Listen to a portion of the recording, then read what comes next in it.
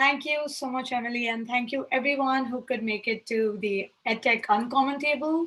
For the ones who are attending the first Uncommon Table, just an overview, it's a conversation. Basically, please feel free to share your thoughts, your ideas, your questions.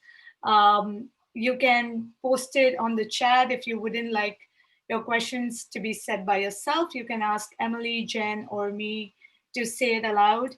And yeah, we are very excited to have you all here. Also, the EdTech Uncommon Table would like to honor Sudiksha Bhatti, a Babson undergrad who unfortunately had dreams to make education available to everyone, quality learning available to everyone, but couldn't do so, unfortunately. And without further ado, I would also like to introduce Charles Fadel, who wears multiple hats, but I'll try to give a brief introduction and I'll pass it on to Charles very shortly. So, Charles is a global education thought leader, futurist, inventor, author, and entrepreneur. He is the founder of Center for Curriculum Redesign and has also been the founder of the term 21st Century Skills. And we are very, very excited to have you here, Charles, and we're very honored to have you here. Well, it's my sincere pleasure, Prashika, and thank you all for letting me speak to you. I'm glad that you're all here. Thank you, Cheryl, for all the work you're doing with your center and with your team, of course. So what I thought we would do before launching into the conversation is for me to present just a few slides, about 10 minutes worth, because, pictures speak for 1,000 words, and this will save a lot of complexities later rather than trying to speak very abstractly. So, of course, we'll have plenty of time for your questions in a second. So let me go into full screen mode here. Okay. So, of course, assuming it doesn't freeze, and it has frozen. Let's try again.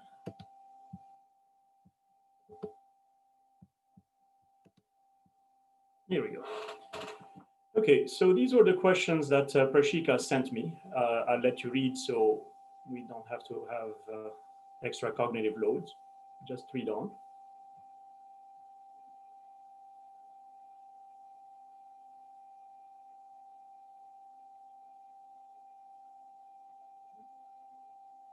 Okay, and we have an entire hour to solve all these questions.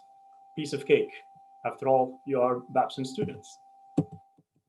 So, all right. I'm sorry, gotta move again. It froze. Silly thing. Try again. Let me stay in this mode for a while until proven inefficient. Share screen. Here we go. All right, so none of what we're going to be talking would be possible if it weren't for the microchip improvements that we've seen in the past 30 years, million-plus fold improvements. So this is how we went from these clunky cell phones that none of you probably have seen to the supercomputers on steroids that we have in our hands, and they're connected to infinite bandwidth and storage and processing power in the cloud. Thanks to all of this, we've been able to, in recent times, to do amazing things with AI, which were not possible when I started my AI company right after college.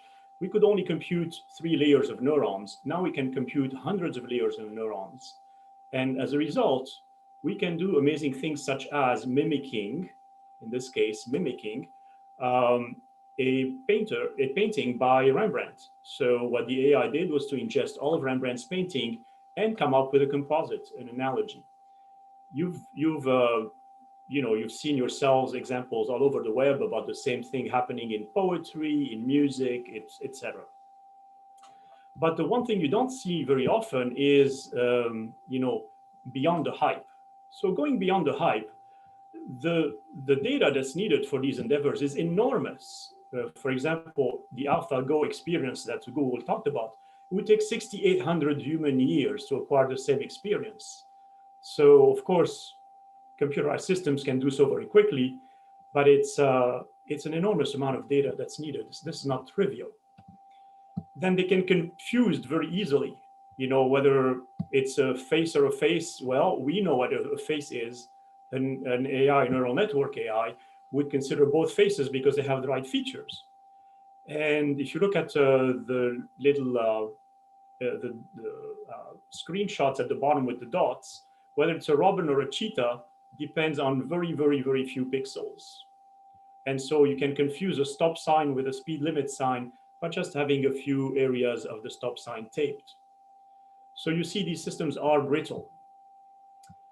That said, we're in a bit of this situation now. We have no idea how far this is going to go, right? We really do not. It's like us being in 1899 trying to imagine a cleaning robot. And with the technology of the time, what did we have? We had mechanical engineering and we had maids. And that's what people thought was going to be robots cleaning the floor. A far, far vision from what we have with Roomba and equivalent. So we are in that situation, being puzzled by the possibilities, but no one can tell what's going to happen 2-3 generations of technology from now.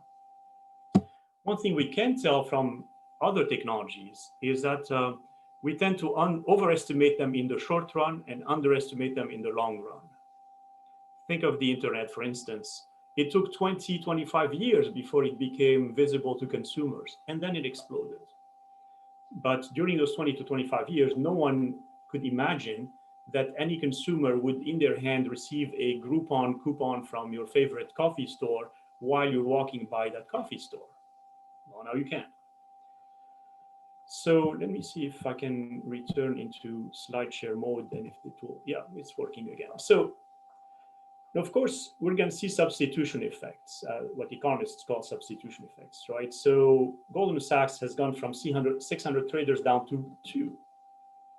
And in the meantime, hired a bunch of computer scientists and IT people. So if you were a history major that was a bomb trader, like one of my friends, you're out of luck. If you're a computer scientist or IT person, you're in luck. But that can be generalized to algorithms at large. I'll let you read.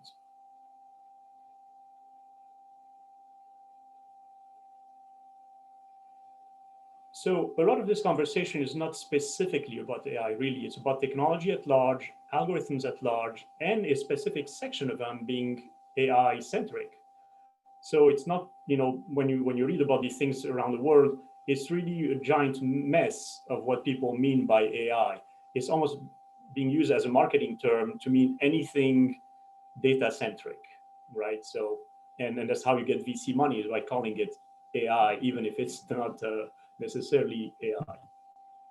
There are professions that are going to survive really well. If you're caring for humans, if you're developing technologies, or if you're dealing with information, you're going to do much better than if you are simply coordinating or doing smaller tasks. So these are the types of jobs that have a fine future for the years ahead, because they're delivered personally very often, not impersonally.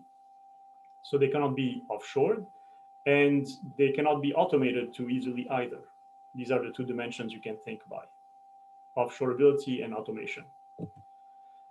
And of course, very often we bemoan the jobs that are disappearing. We forget to talk about the jobs that are being created by technology. And so here's the World Economic Forum showing the types of jobs that have been created in the past decade. No one would have imagined a drone operator as being a job 15 years ago, and yet here we are. But note the high pay level. The pay scale is, again, biased towards technologists. So that's something to keep in mind. But occupations are not a monotonic task. There's a difference between a task and a job. A job is a large multiplicity of tasks in unbounded environments. It's not like playing chess, which is a very specific bounded environment. A job, generally speaking, is a large number of different tasks. Even if you're driving a truck, you're still at some point going to unload the truck. right?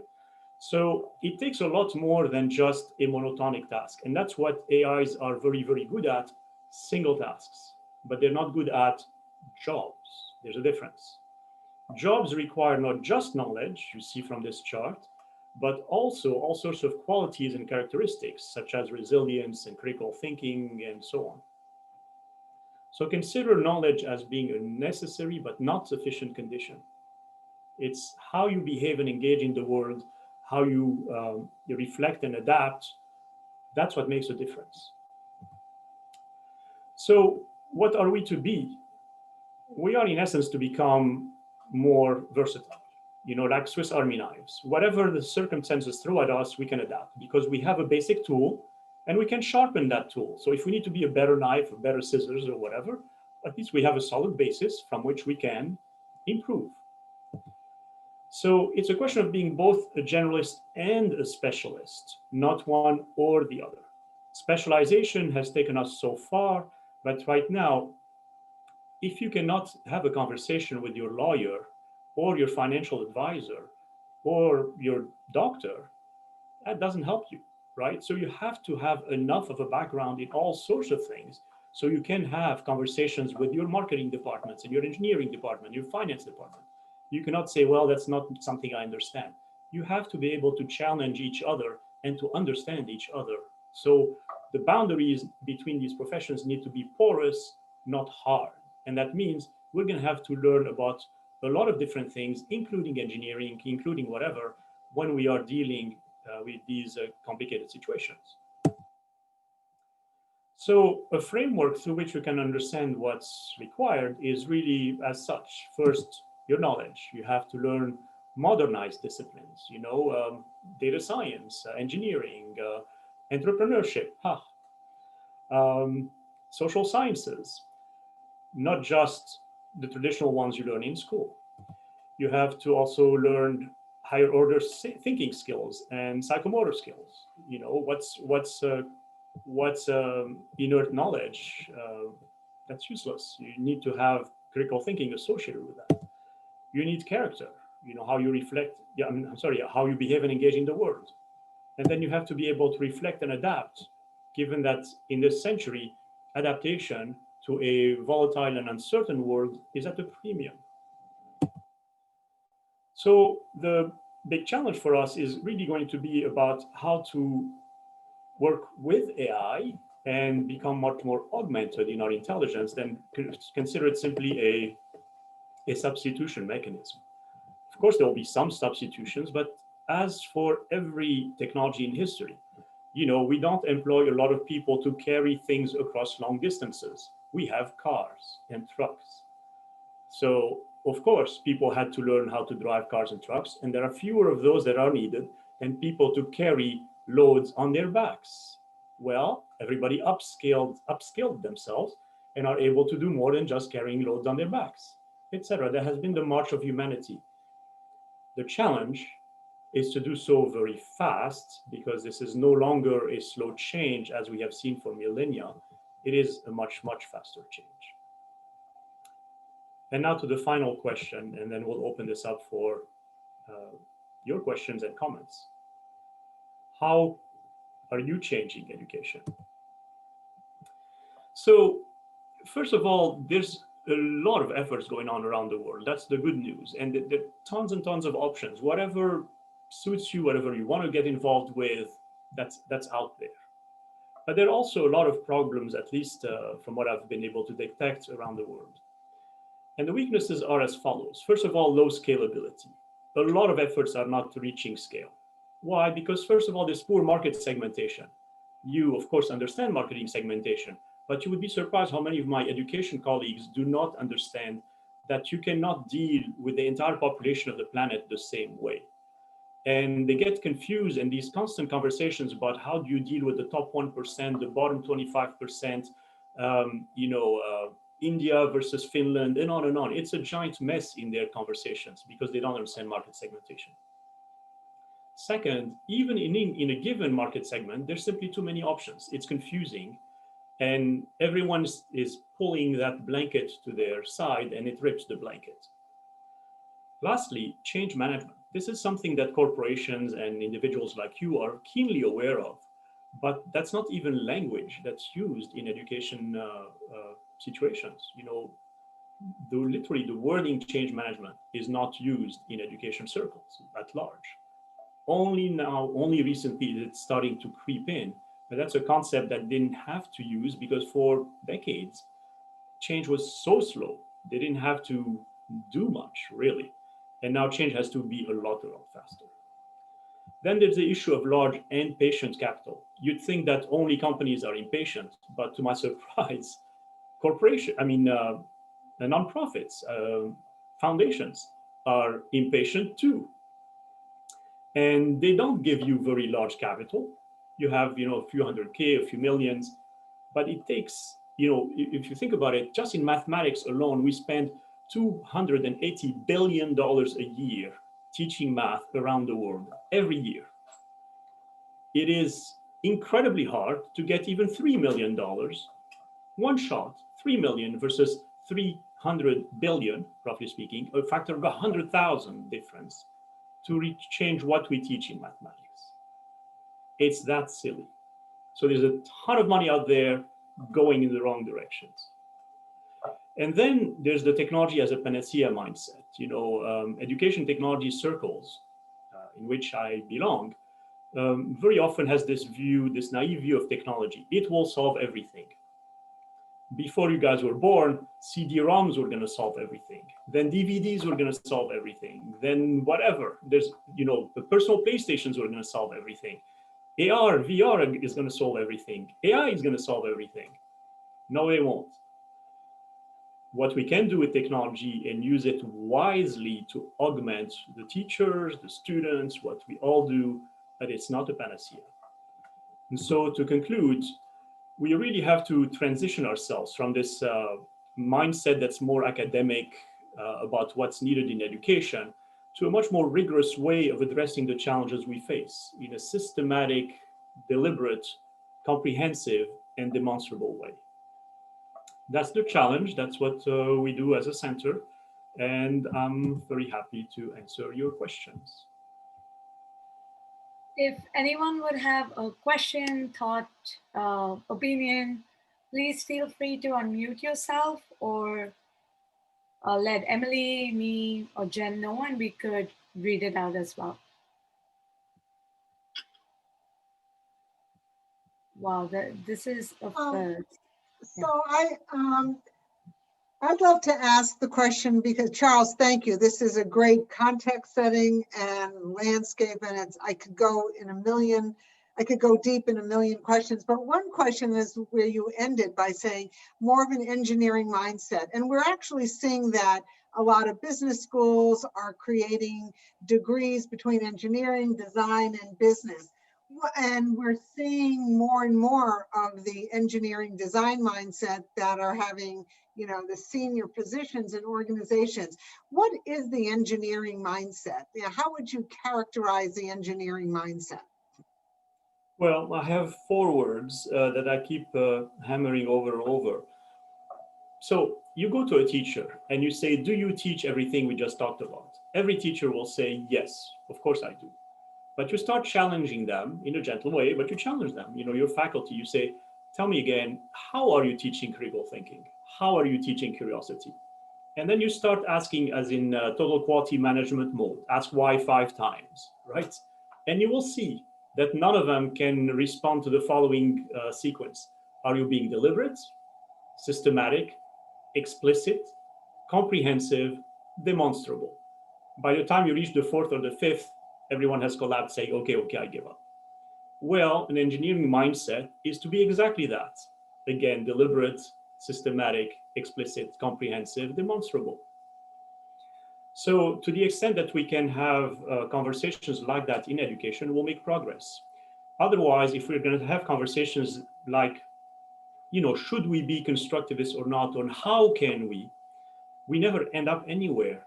The question I absolutely ban in my meetings is, how can we? That's the most dangerous question, in my opinion, because all it does, it allows the person who's asking the question to be off the hook. They're not proposing a solution. They're throwing the problem on everybody else and saying, you figure it out. So I tell my team, you're not asking how can we, unless you have a proposal that comes right next to it. Say, I recommend we do this because whatever. Have the courage to think through what you're going to be recommending, be systematic. Don't just say, how can we implement the recommendations of Dewey that he made 100 years ago? Well, pal, if you haven't, figured it out by now, there's something wrong. So that's not the right question. The right question is, what are we going to do to implement Dewey's recommendations? And this is what I propose, not this open-ended humanities-like question, how can we? This is not a salon conversation. It's a let's get it done conversation. Mm-hmm. So one last thing about engineering versus scientists. Scientists love asking the next level of questions. Engineers want to solve the questions. We'll be happy with an 80-20 rule. We'll be happy with an 80% solution that works perfectly rather than an academic conversation that will last another 50 years, right? So you see all these debates in education. Should we call it bravery or courage? And that's paralyzing. What? We're going to call it courage, move on.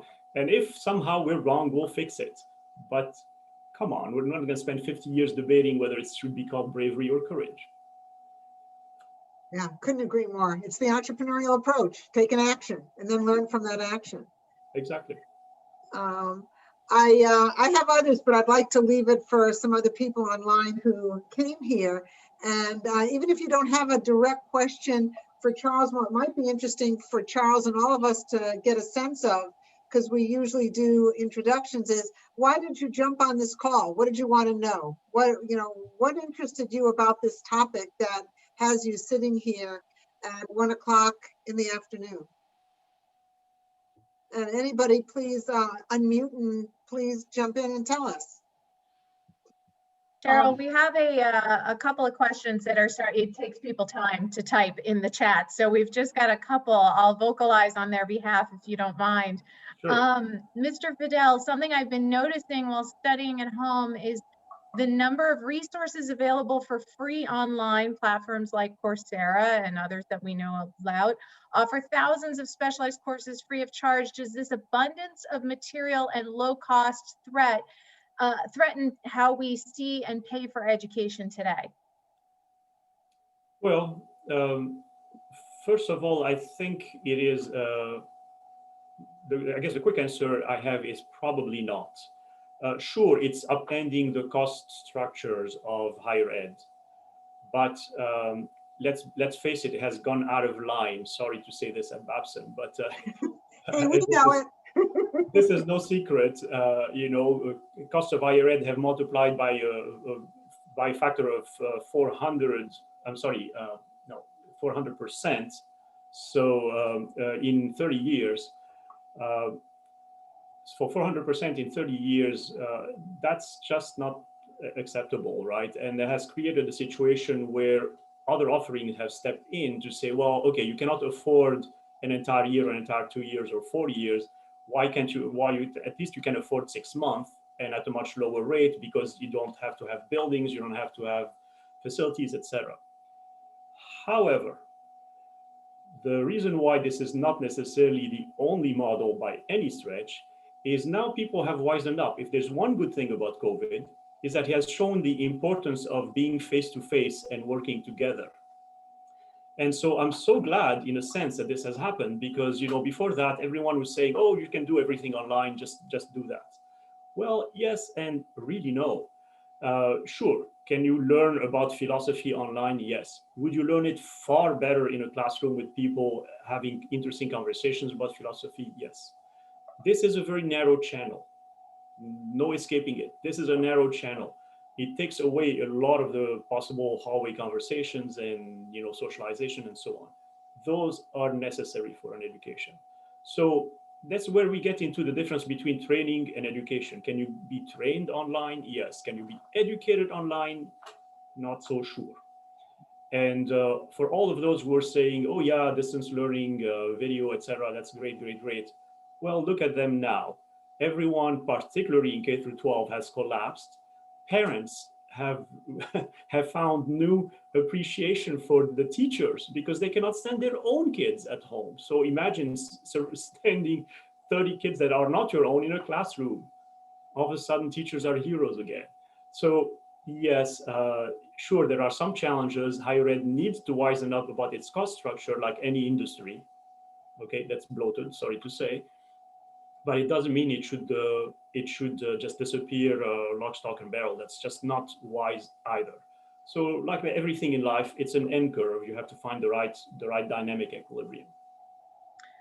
Wonderful. We have a couple more in the chat. And actually, this is a really nice follow-up question to what you just said. So in the context of question number 4, as you mentioned, there are so many EdTech startups coming up with course segmentation, i.e. targeting the same consumer with only incremental innovation in terms of product offerings. That being said, there are quite a few that have made it big. So from that perspective of an investor, what does it take for an EdTech startup to really sustain and offer lasting value? What's the next disruptive direction that the EdTech startup take? I love the question. So you're right that there's tons and tons of EdTech startups that go nowhere. There's a colleague of mine who told me he invested in 95 EdTech startups so far and has 0 return. I don't know how much money he has, but clearly that's not a good return. The problem also is that particularly the US is such a large market that you can always find someone somewhere who's interested in your idea. It's so fragmented. You can always find a school, a school in the middle of nowhere that if you give it enough attention, they love your product, or some teacher. And then somehow you have a story to go tell an investor. Of course, there are, like in everything, like in music, you have a few superstars and you have all the others that starve, or in acting or whatever. So yes, you're going to have the 2 or 3 mega billion-dollar valuations out of mostly China, because they train people online and there's an enormous demand in China and in India. So you're going to find these mega valuation here or there. But for something that's more than merely teaching online, where you really have serious value added, you have to have a product that's useful to the teacher. But if you don't immerse yourself in the life of the teacher, it's going to be really hard to figure out what that product is. Because you might think that the teacher would love to have an iPad and whatever, but you will forget that the teacher doesn't have to make sure that doesn't have time to make sure that the iPad is charged before their class. You see, it's just a very simple example. But to show you how often the technology solutions are devoid of not just a couple of chosen users as input, but a large number of users as input. So you're all familiar with the designs with your customer thing. Yes, but not just 1 or 2. Otherwise, they're going to give you a biased view of what works for them. So the last question was, well, what's the disruptive idea? Personally, I don't like the word disruptive. I prefer, it's going to sound, this sounds funny perhaps, but I prefer incrementally ambitious. You don't want to disrupt education. Again, K through 12, higher ed, I'm not going to comment, but actually I've commented enough. For K through 12, you don't want to disrupt education. You don't want to disrupt healthcare. You want to vastly improve education and healthcare.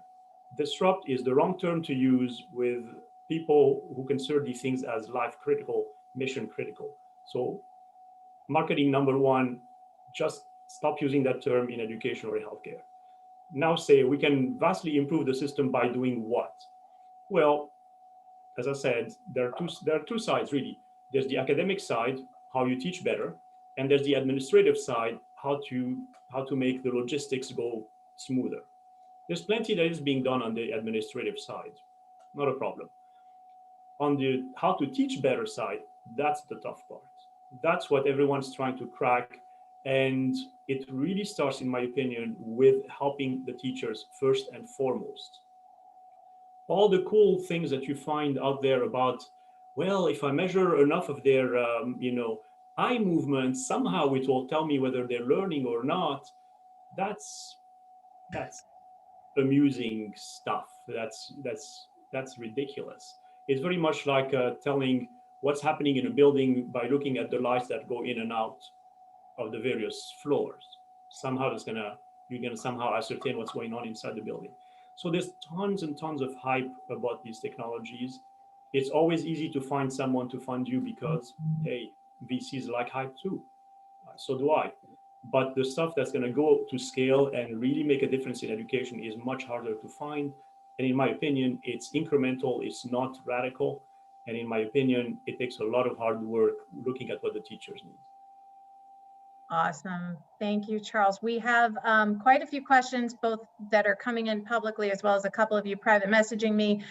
Rishi, you were kind enough to ask that question, and then I saw you unmute. I just want to make sure you didn't have a follow-up before we move on to some other questions there. No, that was all. That was all. I was just sorry for using the word disruption. I completely get where you come from when you say No worries. Incremental innovation in a space as sensitive as education. So yeah, thank you. Incrementally ambitious. Yeah, incrementally ambitious. Thank you. I love it. Thank or you. ambitiously incremental, whichever.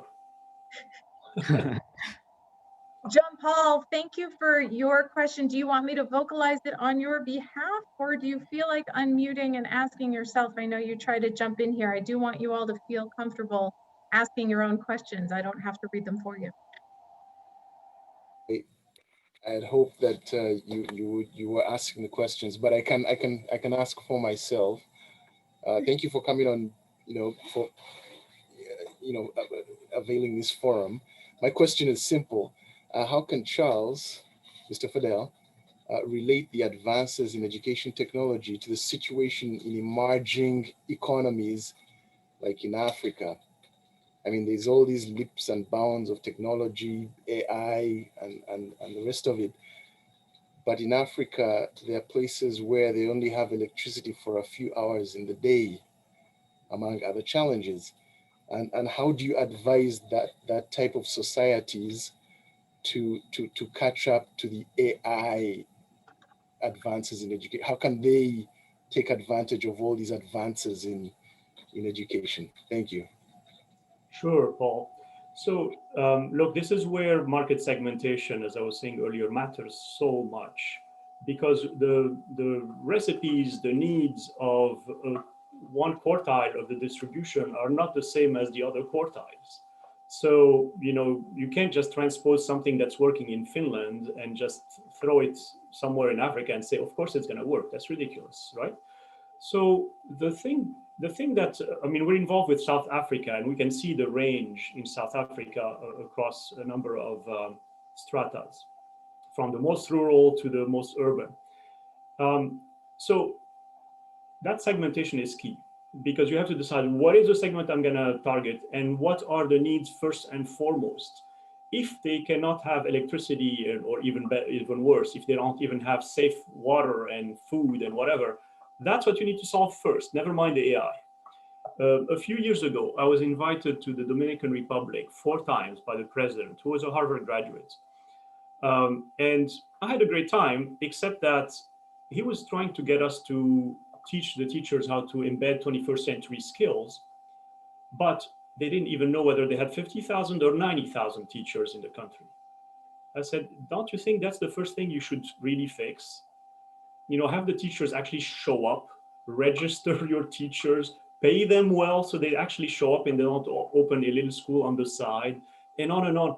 First start there, then we can talk about ramping up. But everyone is so fixated on this bypass thing. The bypass thing can work only if you're already at a certain prerequisite. So number of things need to be done to get to that prerequisite, and then we can talk about the bypass situation. So let's talk about now the bypass situation. Suppose that for that first quartile of the distribution, you have solved basic needs, hunger, bandwidth, electricity, whatever. Suppose you do that. Then there is a certain level. Now you can say, now you have a computer in your hands, what can we do with that? That's where the Kenya model with online payments has wowed the world, because they were able to leapfrog what other countries have done. You don't need bank branches, et cetera, et cetera. So that's the sort of model you could start looking at. But to do so in education, you would need to completely revamp the education curriculum. And the people in government that are in charge of these education curricula are not the most risk takers by far. And they're, in a sense, wise to not take too many risks too many times. After all, it is mission critical, like healthcare, as we were saying. So the difficulty there is to convince them that the traditional Anglo-Saxon model dating back to the late 1800s, where you were educating an elite to go to liberal arts schools, that's just not what the rest of the world needs. That's for more and more of a rarefied percentage that is wealthy enough to fine. If you want to read a lot about Shakespeare, go ahead and do that. But for the rest of us, we want to read the news and understand them. We don't want to read 16th century English. So that's the sort of intense practical focus that has lacked and is painful to see in education. A very simple example I'll give you in mathematics. Why are we spending so much time on trigonometry if we don't need that many land surveyors and woodworkers? In a modern economy, you need a lot more statisticians. Well, but if you talk to math experts, they're spending a lot more time on trigonometry still. So it's full of things like that in the system where line item by line item in the standards, there are things that no longer matter, but they're still taught.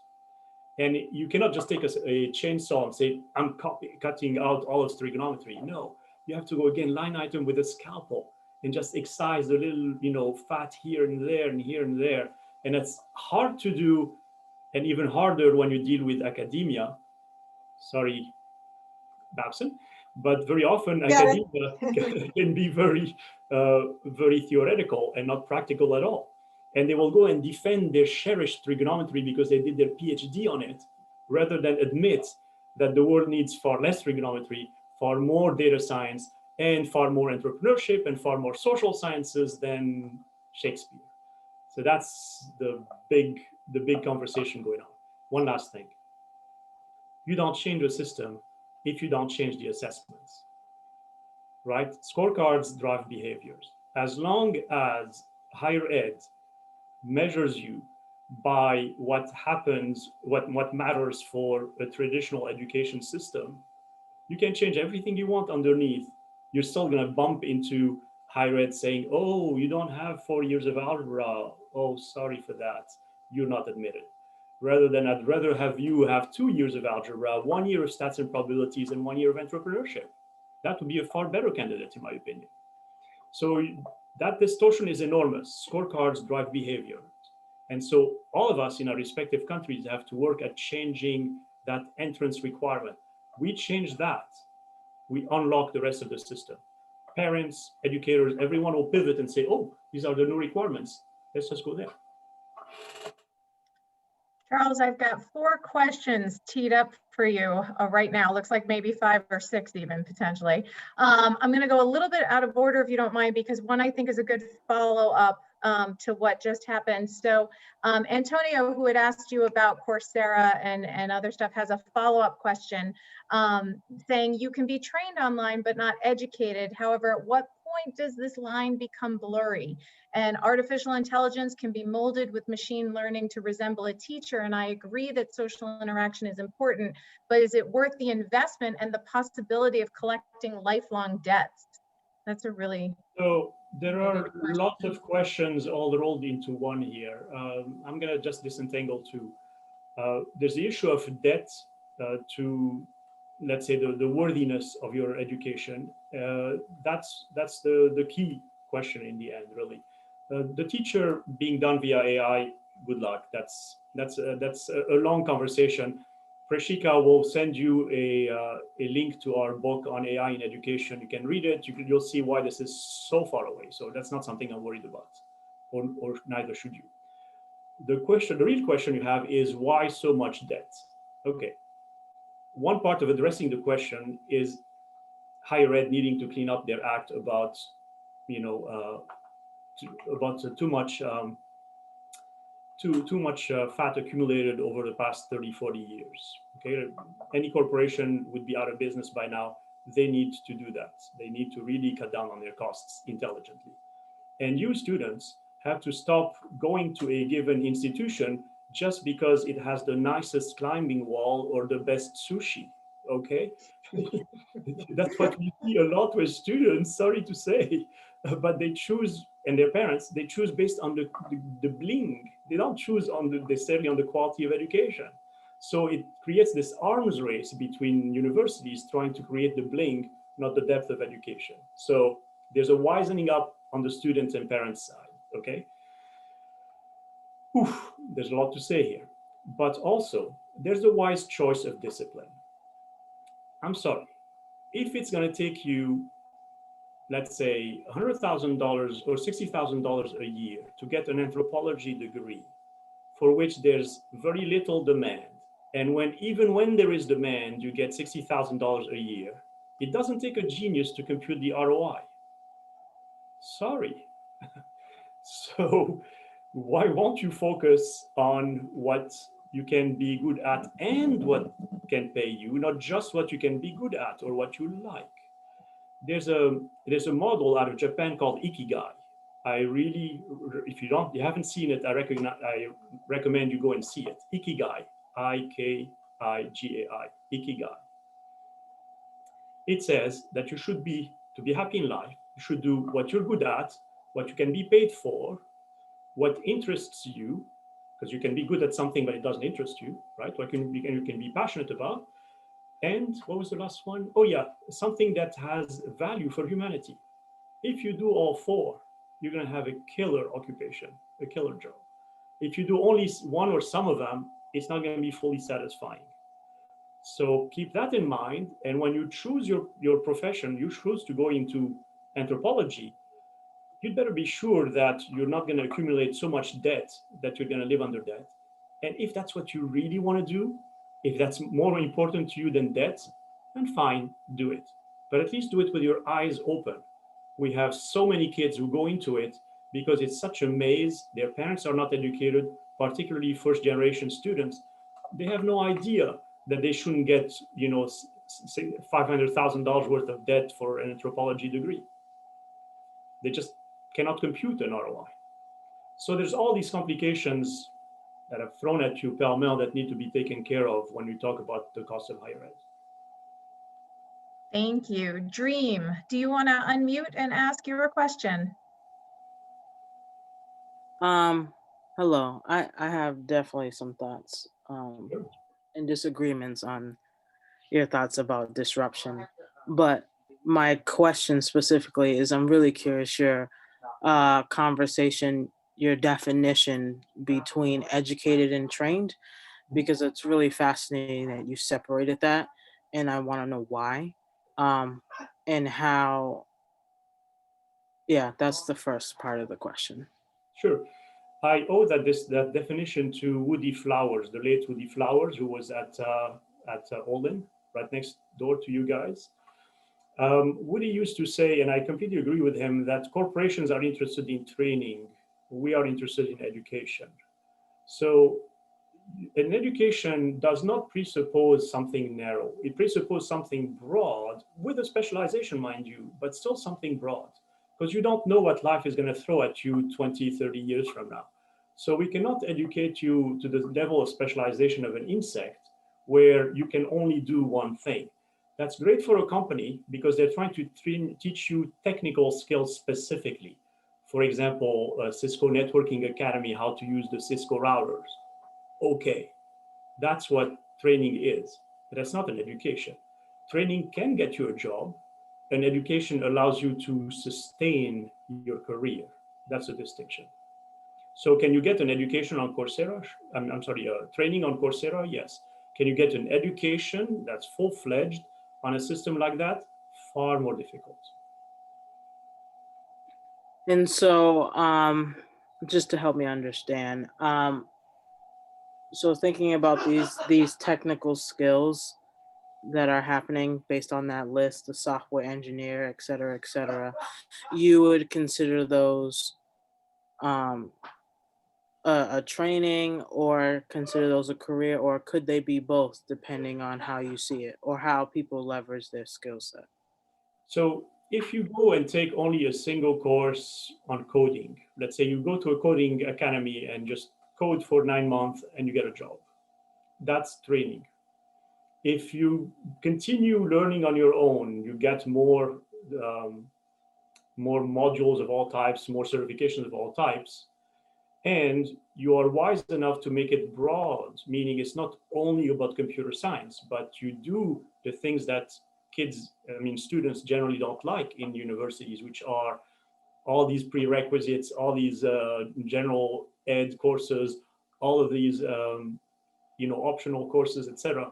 Those are the ones that make you a complete person.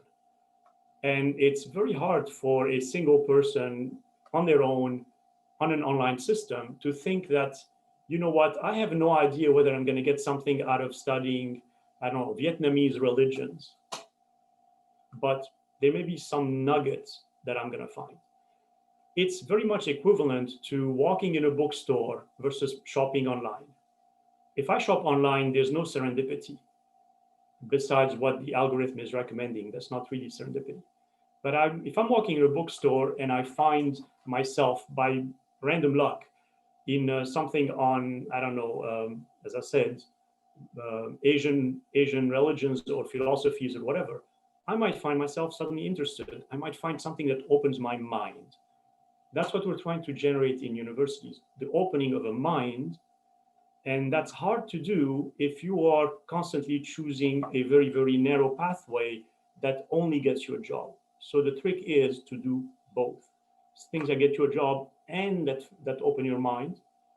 So do take a look at the Ikigai model, and you'll see that these 4 quadrants will correspond to what literally everybody should be paying attention to.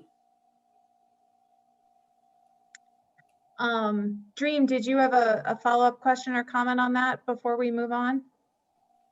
Nope. Okay, perfect. I just wanted to make sure I wasn't cutting you off there.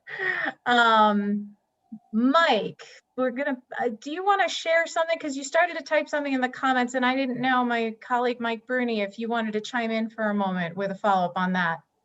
Sure. And mind you, I jumped in a little bit late, but the question that I had was, the time I jumped in, I heard training, I heard education. I'm not sure I heard the word learning. It happens in both instances. Okay, so I was just thinking about, because it felt like pouring in versus, the actual. No, it happens in both instances. But isn't that hypocritical though? I think I'm having a hard time with the separation between the two, because for me, you're setting a standard of inferiority versus superiority depending on the discipline that you enter into. No, it's not inferiority versus superiority. It is wisdom to gain an income, or wisdom to function in life, versus having high debt or dysfunction in life. Based on your definition. Yeah, and I'm here to give advice, and so you can choose to refuse the advice, but that's what I do. So any student can decide that they don't want to follow the Ikigai model, that they want to go full blown into studying anthropology and racking up $400,000 of debt. They can decide that whatever, they can only do Coursera online. That's entirely your choice. My opinion, which I'm entitled to give, is that it's not a wise choice. You can decide that it's not a wise advice. That's perfectly fair. Okay. I do want to just be thoughtful of the fact that a few others have asked other questions. So not to completely take a left turn on you, but I'm going to completely take a left turn on you in the interest of just making sure that everyone's needs get met before we reach the end of our hour.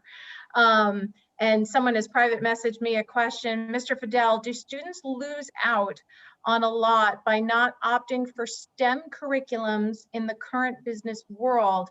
Why are conglomerates so STEM focused when it comes to hiring?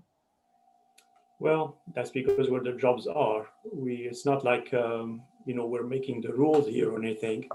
The jobs are in STEM because that's what powers economies in the world. We're not agricultural societies.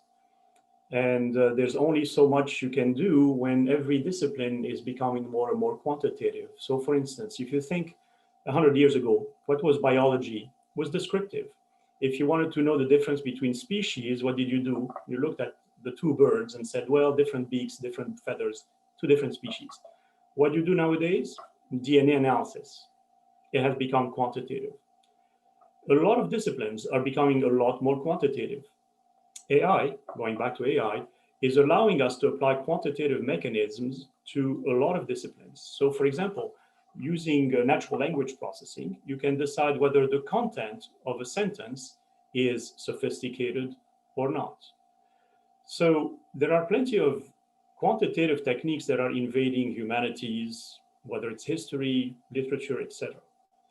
So if you're not familiar with them, as you know, the slide I was showing you from Ray Dalio, if you're not comfortable with algorithms in one way, shape, or form, you're not going to be at an advantage in modern economies. They rely a lot more on data. So that's really what it is. It's sure, can you remain a purely descriptive biologist? Perhaps.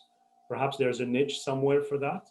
But are you going to prosper in your career if you don't understand STEM at large? Doubtful. We don't make the rules here. That's what the economies are moving towards and have been for 50 years plus. Now, in terms of wisdom and balance, that's exactly, by the way, to Dream's question, that is a good example of where you would want a sense of ethics. You really want all these algorithms with no ethics? Absolutely not. So you'd want a broader education to all of us engineers to say, wait a second, you're creating a mess out there in the world. There's no social justice in your algorithms, etc. You created a mess for all of us. So if I only had a very narrow education, meaning training on just coding, I may be completely insensitive to these things. If I have a broader education rather than merely training, I could be made more sensitive by the fact that I've had to discuss these ethical issues or humane issues or whatever during my education. So that's, in a nutshell, one very small example of how you can make an education much more valuable than just a single specialization. Charles, I just wanted to also say, we did have another question here in the chat. Daniel, I'm not ignoring you.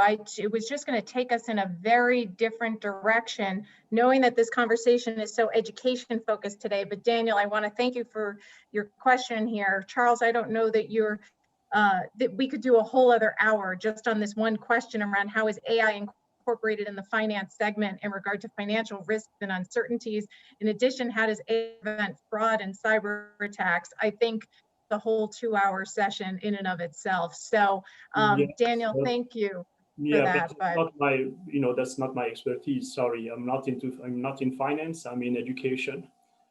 And yes, I understand AI, but it's a vast world. So all I can tell you is that some of these techniques that we talked about, the neural networks, they've been used by Simon, the Renaissance hedge fund guy, since the 80s. So God knows how much more sophisticated they are nowadays. So and then cybersecurity, another topic altogether. Just keep in mind that we have 4 different levels to worry about.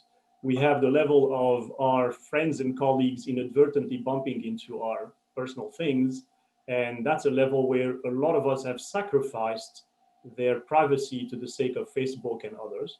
Then we have the level of corporations using our data with or without our permission, meaning